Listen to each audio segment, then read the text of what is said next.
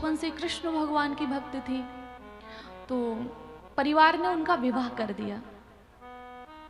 तो विवाह के समय तो वो बोल नहीं पाई कुछ भी, तो पहले विवाह जल्दी कर देते, उसके बाद में 2, 2.5, 3 साल में जब बच्ची बड़ी हो जाती ना, तब दूसरी विदाई करते।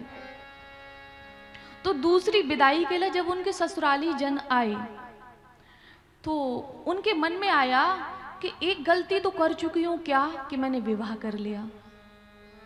अगर मैं चली जाऊंगी तो ये दूसरी गलती हो जाएगी, और इस गलती से क्या होगा कि हम इस संसार से कभी निकल नहीं पाएंगे। भाई परिवार में, बच्चों में रह के देखो कर्तव्य पालन करना ही पड़ेगा। आप कैसे निकल पाओगे, आप कैसे वैराग्य ले सकते हो, वो कर्तव्य भी जरूरी है। हाँ, अगर उस बंधन में नहीं हो, उन रिश्तों में नहीं हो, फिर आपके लिए कोई कर्तव्य नहीं है, फिर आप राम जी के हैं और राम जी आपके हैं। तो करमैती जी ने कहा कि अगर आज मैंने फैसला नहीं लिया तो हमेशा के लिए बंधन में आ जाएंगे, तो अब फैसला लेना चाहिए। तो इधर विदाई की तैयारी हो रही है, घर पे पकवान बन रहे हैं, सामान इकट्ठा किया जा रहा है, मैगी मैगी वस्तुएं की जा रही हैं, और करमैती जी ने रात में ही भागना घर से प्रारंभ किया। सवेरा हुआ तो उनके परिवार ने देखा कि बेटी घर में नहीं है। उनके परिवार ने देखा कि बेटी घर में नहीं है। तो माँ ने कहा कि वो वृंदावन की बात करती थी और हमेशा भक्ति भाव में रहती थी, लीन रहती थी, खोई रहती थी। आज तक उसको खेलते नहीं देखा, खाते नहीं देखा।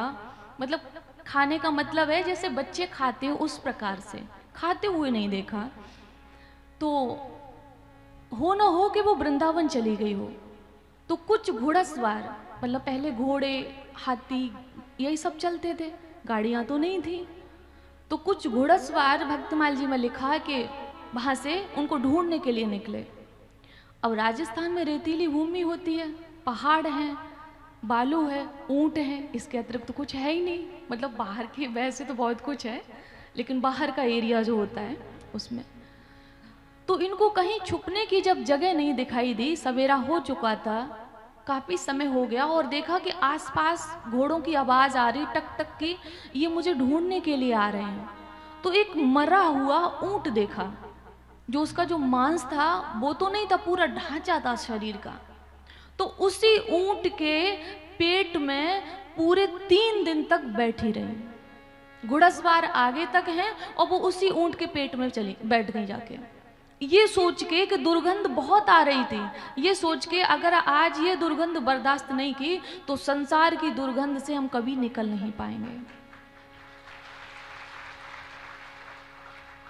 ये सोच के उन्होंने उसमें प्रवेश किया, बैठ गई। और जब लिखा हुआ है भक्तमाल जी में, मुझे आश्चर्य होता है इस बात का कि जहाँ पर रेत, जहाँ पे पहाड़, मरा हुआ ऊंट, इसके अतिरिक्त तो कुछ था ही नहीं। और जब घोड़सवार को लगा कि ऊंट मरा पड़ा है, इसके पास तो कोई नहीं है, दुर्गंध इतनी आ रही थी कि वो उसके पास तक ही नहीं जा पाई। जैसे ही वो वापस हो गए और ये ऊंट के पेट से बाहर निकली, तो देखा कि एक संकीर्तन करती हुई संतों की टोली जा रही थी। उस स्थान पर कहाँ से संतों की टोली आ गई, मुझे आश्चर्य होता है। आप भगवान के मार्ग में चलेंगे तो आपको मंजिल का पता नहीं होगा, लेकिन भगवान तो जानते हैं। आप जिस राह पे चलेंगे उसी की मंजिल कृष्ण बन जाएंगे।